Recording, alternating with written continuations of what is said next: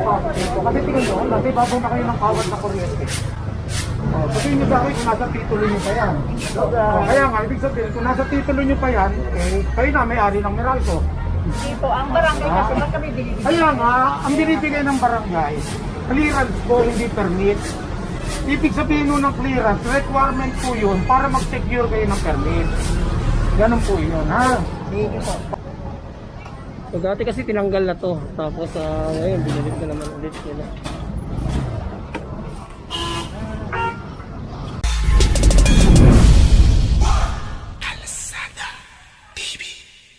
Going to A Bonifacio. Tapos ito naman ay yung connector naman from A Bonifacio, from Araneta Avenue going to C3 Road. Yan. So, pupunta na tayo ng Mayon. Yan. Sakop na ng Quezon City, Barangay San Jose. Hindi ako nagkakamali. Ayan, may mga initikitan. So, legal parking.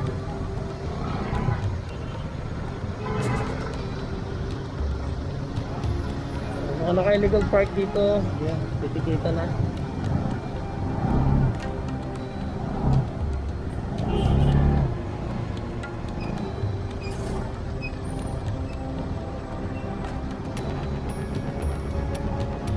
So dati kasi tinanggal na to. Tapos ngayon binalik na naman ulit nila.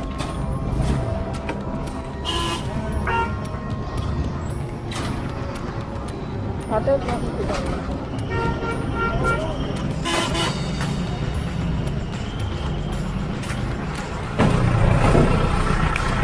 So ang bilis talaga ng team niya sila. Team ni Sir Richard dito. Sa isang pakagad yan.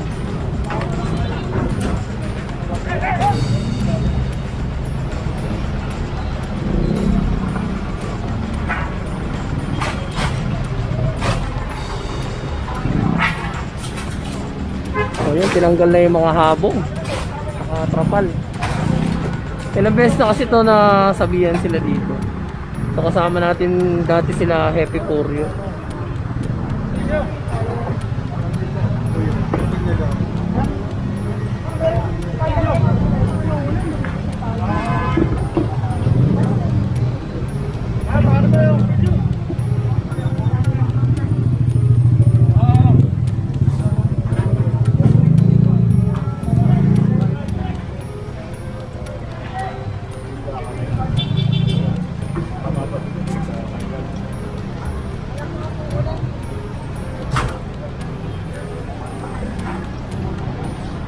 So yan at sampa na dun sa ating truck.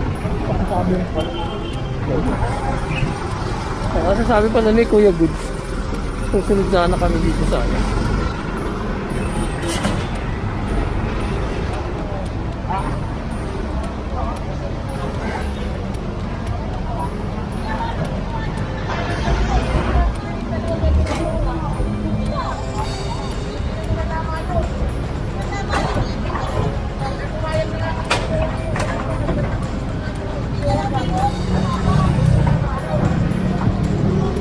Lahat ng trapal, ayan, inalis na.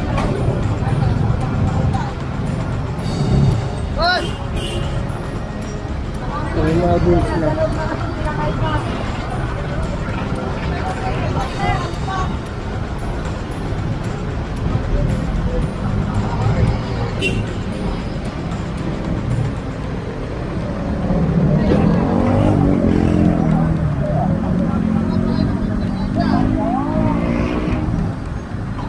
Wala kasi tayong wala tayong karapatan para magsaway dito.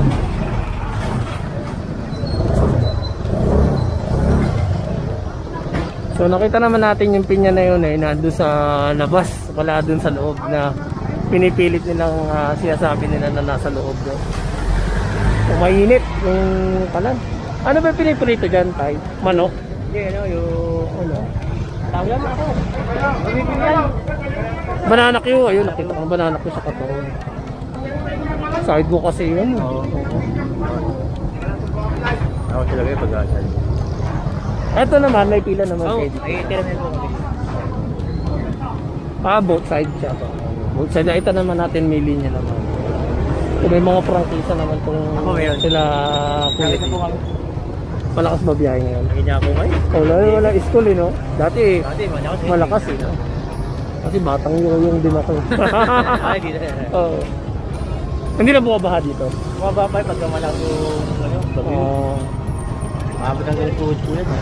So dati kasi, yun nga, dito ako nag-aaral sa may E. Rodriguez. Tapos tambay ako ng Speaker Perez. Yan. Speaker Perez.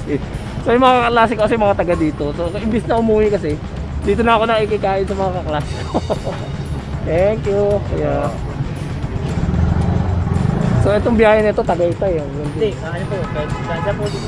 Kalnaon. Sa Kalaw na pwede naman. Pwede rin kay Tagaytay. Pwede rin. Ito na at umalis na yung team ng Edu. So ito,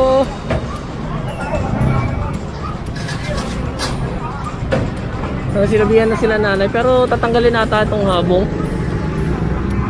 So ipapasok yung mga ibang halaman. So yun, kinuha na nga yung lamesa.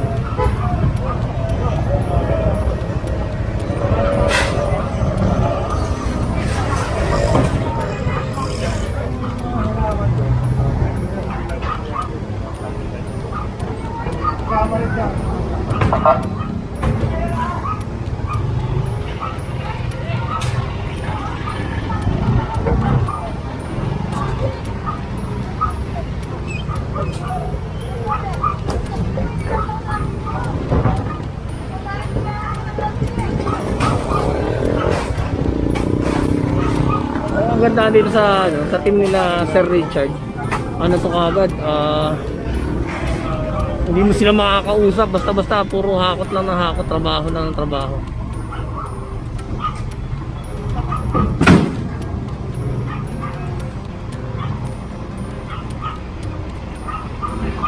Kung naalala ko ng team ni Baba sa team ni Sir Lakay dati, ganito kumilos yun.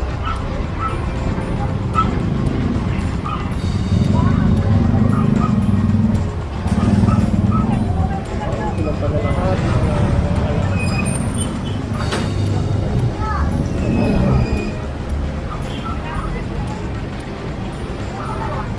Although maliit lang tong truck ng ano ng stove natin.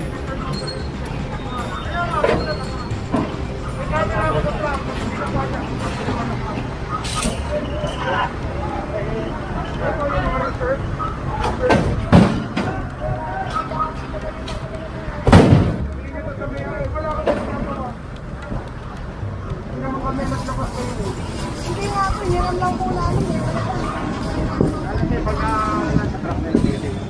So, lahat ng mga pangharang o pabigat. Usually kasi ginagamit ito pangharang.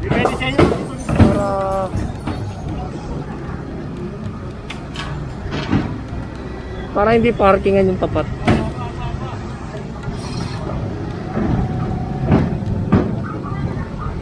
Tricycle, isasampa kuya ano, Henry. At ayun, kinuha na yung mga lamesa, lahat ng mga ano, obstruction.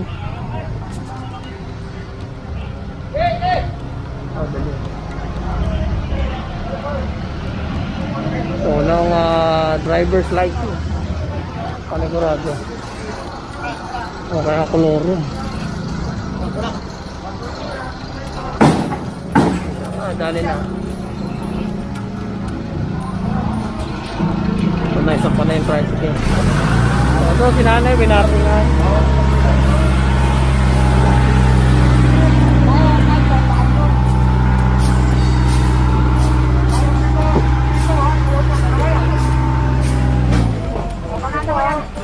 Bibigyan ko kayo ng 3 araw. Pag wala pa kayo pagbalik namin, pag wala kayong may papakita, mapipilitan ako ng bisita. Ngayon, kung 3 araw, wala pa, hindi pa kayo na-aprobahan, pasok mo muna, pakiusap lang.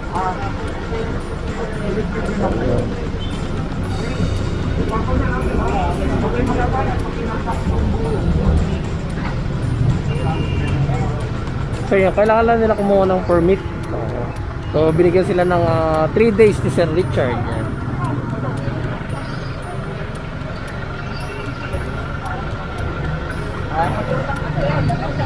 Babalik yan na, kumuha na kayo. Babalik Bakit na. ano kami, kuya? Ano po? sa yung barangay kapit sa Init Amorato. Ilang araw na yun? Naman daw, basta wag lalagpas sa buhay sa Dubai. Ayun nga po, pero iba po kasi itong MMDA, national po kasi to. So, kailangan nyo lang pong may maipakitang permit na galing po doon sa ENA sa Moranto. Oh, within 3 days. Kasi ito po, palagi po bumabalik-balik po ito. Sa city mo kailangan talaga. Ano daw po ba sabi sa inyo? Sa city hall o sa barangay? Sa Ayun nga barangay, po. meron ba rin siyang lubakan ng barangay? Sa city hall na lang po, ma'am. Kasi medyo malaki na ito. Kasi magawa nyo. Ang alam lang po, yung siguro mga kalahati.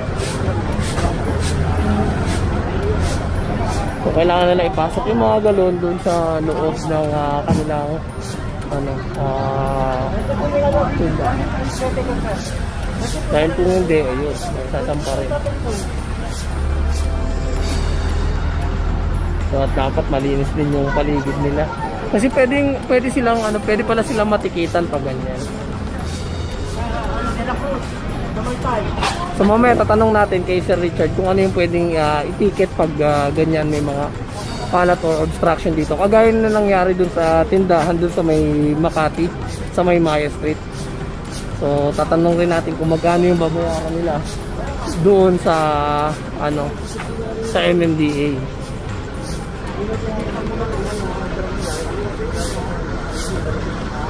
So ayan, sakay na tayo sa ating ito. So nandito tayo kahabaan ng Mayon Street going to Canlaon. As in sila sir, sila yung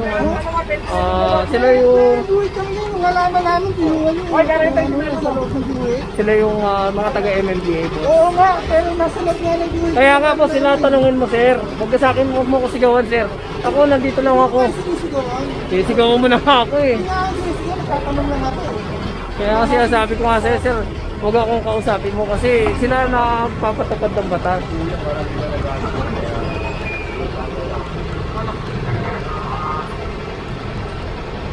So tinatanong niya Sir Richard about yung nasa loob daw ng guhit yung Yung guhit kasi, hindi siya for merchandise purposes.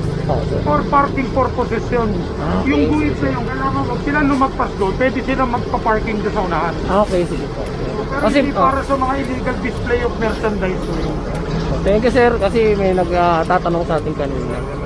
So yun pala yung gustong malaman ni sir kanina.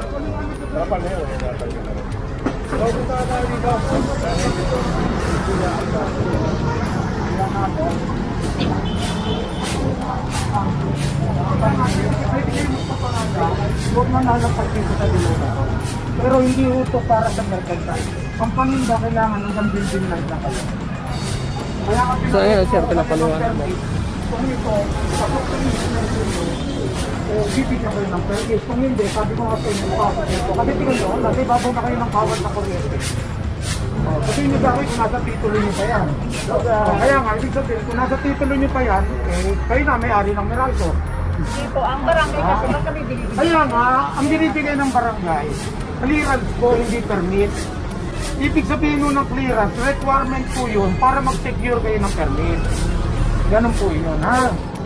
Oh, naliwala, ba't pinalikuran? Ayun nga, one shot si kuya. Kasi nga, Malaman daw nila, tinangay nyo.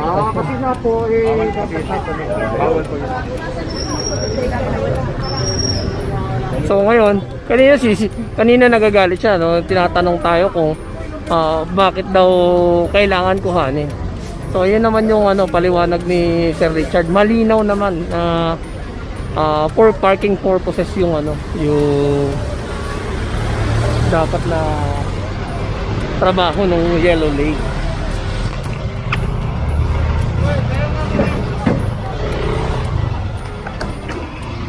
Kasi sa atin siya nagagalit kanina. Maganda lang na malinaw.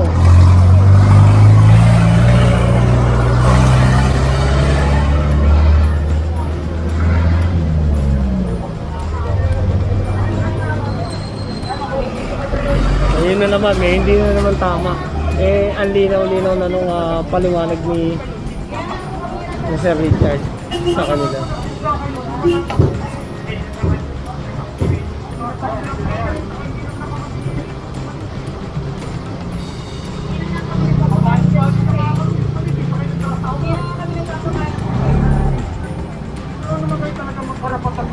Sa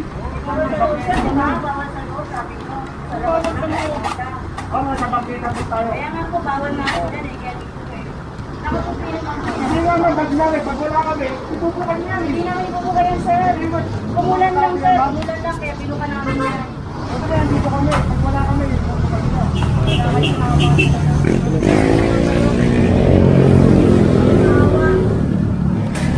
Yan ang kadalasang maririnig mo dun sa mga nakukumpiskahan ng ng mga trapal o nakakakuta ng mga pamilya. Walang awa yung MMDA. Samantalang nakita nyo naman kahit umuulan ay siguyo pa rin sa pagtatrabaho itong grupo ni Sir Richard.